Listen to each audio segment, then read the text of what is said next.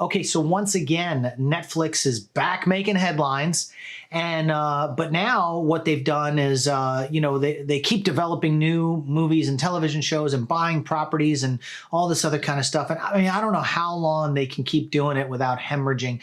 For 2018, Netflix is in debt $8.3 billion, and sure, they're turning profit on their profit revenue driven part of it where they've got subscribers and everything, but 8.3 billion in debt. That's up 71% from 2017, where they had spent 4.8 billion on original content.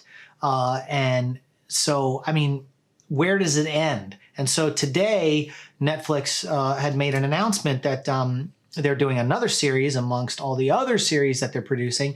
And it's called The Liberator, and it's based on an Alex Kershaw novel of the same name, Liberator.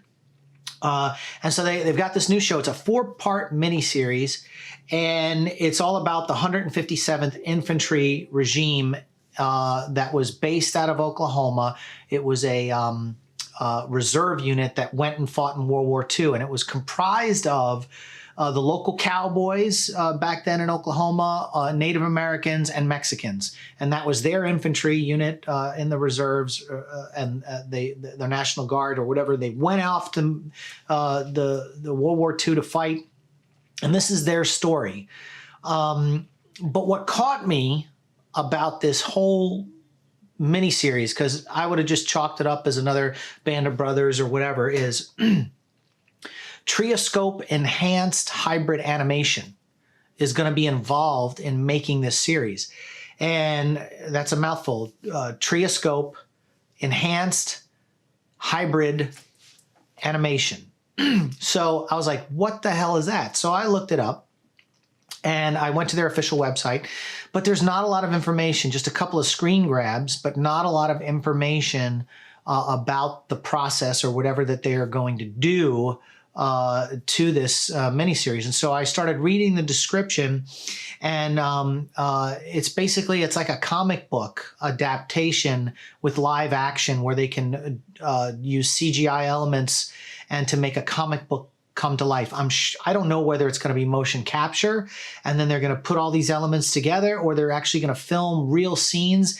And one thing that sparked my memory, the 1985 music video from Aha, Take On Me. It kind of looks like that. If you look at the imagery, it kind of looks like that, where they actually pencil drew all of the, on top of all the video, and then created a stop motion kind of thing where you can interact with other elements. And I don't know if it's exactly like that, but again, there's no real descriptions on what this hybrid animation is. And so it'll be interesting to see how they pull it off. They've got good people involved. Jeb Stewart is involved. He was one of the writers on The Fugitive with Harrison Ford and the original Die Hard.